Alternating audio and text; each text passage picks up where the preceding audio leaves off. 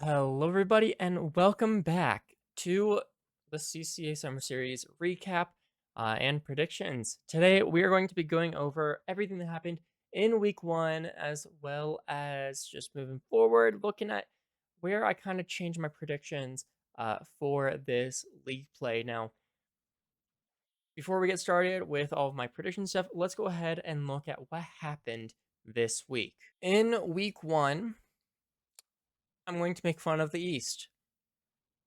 What the hell is this? My voice just cracked. It's so bad. The entirety of the Eastern Conference played 3 matches. What? Davenport. Wait. Oh, that's wrong. It's not supposed to be Davenport. Okay. I said this. I was doing it really late last night. It's literally 7 a.m. as I'm recording this. I'm going to post this in like 2 hours. It's not Davenport. It's Durham. Durham lost 2-3 to Shawnee State. Okay, I didn't. I know it's not Davenport. Illinois State swept Syracuse, and Kennesaw State swept Stockton. That's all that happened. That's all that happened in the East. Like, what the heck? Although actually, I think Davenport might have just been Stockton 3-1. But that was not on my thing before I finished making it. In the West Coast, however, a lot happened, as you can see, especially for Maryville, who managed to 3-0 sweep Columbia College and 3-0 sweep Boise State University, the number one team from the fall, the team that only lost 4 games. Or is it 6? Either 4 or 6 games. The entirety of the fall league play have already dropped 3 to Maryville. Maryville looks amazing. Granted, I think Maryville got really lucky. For what? They played all 7 games in a single day. Literally, they played all 7 games on, I think it was like July 2nd. So, insanity from them. And I think that they caught a lot of teams off guard with just playing early. I think a lot of teams were going to warm up and work their way through it. No, Maryville just decided we're gonna play everyone at the beginning. So Maryville are halfway done with their season at 7-0, with a game record of 21-4, which is absolutely incredible. Maryville are looking to basically do what Boise did before. That's pretty epic, very insane. And then I think the only other one that I kind of want to talk about is Grand Canyon 3-2 against San Diego State University. No, okay, Grand Canyon University, good job on the win. I've been a little bit hard on them in particular. Good job on the win. All I can say about it. San Diego State, I need you guys to listen carefully. Zapatos, my shoe brethren, stop going for demo soft. Literally, the entire reason why Grand Canyon won is because Zapatos, instead of like being a good mechanical player that he is, kept going upfield for demos and missing. He missed so many demos, and he left Dog and Npleb to do most of the actual like hard work of shooting and getting the ball downfield. Zapatos, you are that player. You need to be carrying your team. Let Dog and Npleb go for the aggressive demo plays. Okay? Just Zapatos needs to be on ball. That is God. It pissed me off watching that series. San Diego State, I think, should have taken that series without a doubt. I think a lot of people agree with it. Not going to take away from Grand Canyon. Now, let's go ahead and get to all of our predictions for how league play are going to go based off of this week. So, we of course start off in the East. We're going to work our way from 16 all the way back up to 1. Obviously, the East is not going to have a lot because of the fact that like 3, maybe 4 matches played. Syracuse are still in last. The only thing that they did was get swept. So I mean, yeah, it didn't make sense for them to move. And then we have Durham, who dropped 3. Losing in a reverse sweep to Shawnee State is not a very good look. So, yeah. Shawnee State, of course, then move up above Durham because they beat them. But I don't think Shawnee State move up too much more than that. Then we have Akron Gold who move up, going just because Durham went down.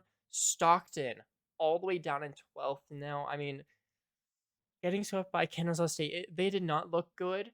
I think they just lost to Davenport as well. Granted, a solid team, but Stockton, I had a little bit of hope for them when I put them at 8th, and they're not showing it. So they're gonna have to stay down. And then Brewton-Parker move up 2 because Stockton moved down. Illinois State move up 1. Southern Miss stays the same. Kansas State moves up 2, and then from here nothing changes because none of the teams changed.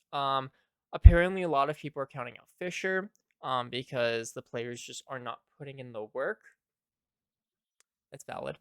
But I'm not going to change it because we have not seen them play. I think once Fisher plays, once we see how they actually are against, teams 1 through 10, then I'll actually change their ranking. But I'm not going to back off my ranking before they even start their season. So that's just where they are. The East, not a lot of change, of course, but in the West, things are going to be shaking up a decent amount. Starting off with a change at the bottom with UT Arlington dropping to last. Granted, UT Arlington only losses to Maryville in a sweep, but that's not the reason why. It's because of what happened with everyone else, where Borregos, the big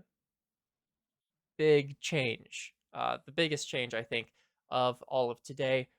Monterey lose 1-3 to both Boulder and San Diego State after San Diego State lost to Green Canyon. So Borregos, I don't know what's up. They're playing with Absorbent Karma now. I think they had a sub for one of their matches, but still, they shouldn't be performing like this. They're going down. Oregon State up 2. Actually, I just had to have a talk with Leach this or last night. I've been a little too hard on them apparently, guys. I'm sorry. I'm sorry. I didn't mean for it to go that far. I apologize. Oregon State just last night had a game against the University of Oregon, taking it to Game 5. Now, I think Oregon should have taken it sooner. It's kind of my fault. Oregon were a little bit tired, and apparently Siebes had an Ian all day because of me. Imminent Siebes were doing a 2v2 tournament that I was hosting for 4 hours straight, and then they immediately went into their different matchup where, oh, I didn't talk about it. University of Oregon 3-0'd Oklahoma Christian. So I forgot to talk about that one in the recap part. And then they went back to back from sweeping Oklahoma Christian to going to Game 5 against Oregon State. Oregon State, you guys look good. You look good. I'm not taking away from your Game 5. I think you'll definitely be able to take a couple series, especially against the teams I put below you. UT Dallas are going to stay the same. They already have a win over Oregon State.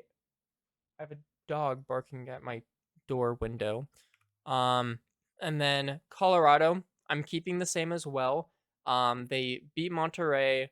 They looked decent against Maryville, actually taking a game off of them. And then San Diego State, I dropped a decent bit, mostly because of that Grand Canyon loss. That was not a good loss for them. They really needed to win that one, and so I have Grand Canyon moving above them. I mean, Grand Canyon, they looked decent, but it was a little bit of that weird Western gameplay. Both sides were making mistakes, but Grand Canyon, they looked solid. I think that they'll definitely be taking a few more series. I wouldn't be surprised if they drop a series to Colorado or UT Dallas. Um, but we could see them be a team above them, such as Lubbock Christian. I moved them up 2. We're getting into a point where my bias is becoming less affecting of everything. And Lubbock Christian, I definitely have bias because of how last fall went. 1-3 against Maryville is the only difference that happened. The big thing is that San Diego State went down, Borregos went down. Um, but above them, Kansas, I moved up one. They haven't played yet, and honestly, I'm not a fan of Kansas at 8. I don't believe Kansas are going to end at 8, but I don't know where to put them besides 8. Because I don't know, like maybe 9 or 10. I really I don't know. But then Oklahoma Christian I actually put at 7. Their loss to Oregon and a sweep just should not be happening. Oregon were playing really well in that series. J-Man was apparently forced to own goal 4 times in that series. So I mean, like just a good shot put on target, and he wasn't able to fully get it out of the way. But 4 times, that's really well done from Oregon, who I then move up to 6 to a playoff spot. I still believe that Mizzou is going to be above them. But Oregon looked solid. They did get the win over Oregon State despite it being hard. Who cares what your game differential is as long as you win all your series? So, I mean, especially the fact that they got that sweep over Oklahoma Christian, it basically evens out to a 3-1 on each of those. So Oregon are still looking strong. Mizzou, I do have above them. Bubs was actually in chat during the Oregon versus Oregon State matchup, just slamming both teams. So it's going to be very fun seeing that Mizzou versus Oregon matchup. I'm hoping that it's at the very end because I think that will decide potentially which teams make it to the championships between my 5 through 7. Then we move up. Columbia, they don't change. They beat UT Dallas pretty well. They beat Boulder in a sweep. They got swept by Maryville. Um, so there's no reason for me to really move them. St. Edwards, I moved down one. Boise, I moved down one. And Maryville take the top spot in the West. I think Maryville are just uncontested at that top spot right now. They look amazing. I think Boise State definitely still have the ability to bring it back, though, and take that top spot back. It's going to be hard. I don't think that they'll get it during this league play, but I think that they can be the best in the West again. This is 2/3 of that Northwood White roster that lost in the fall to Maryville round 1 of lowers. So the fact that this team lost to what was, I believe, the 4th placed um, team of the old Maryville tells me that there's definitely a lot of room. Of course, they now have their new pickup of Knight, and that's going to be really good for both Buddy and Adam to work with. But I think Boise State and St. Edwards still in contention for that first and second spot.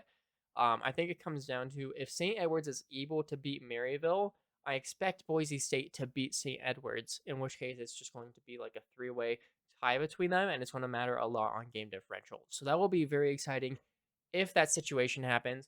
We'll just have to see. I have dogs continuing to bark, so I'm going to go ahead and call it here. I hope you guys enjoyed. Um, Once again, I'm sorry to all the teams that took offense for my rankings. Guys, come on. I'm retired. I am just a guy. Um, yeah, my word doesn't mean that much. So, hope you enjoyed. If you did, make sure to like and subscribe down below. That's what YouTubers are supposed to say. All right, that is all, guys. Peace out.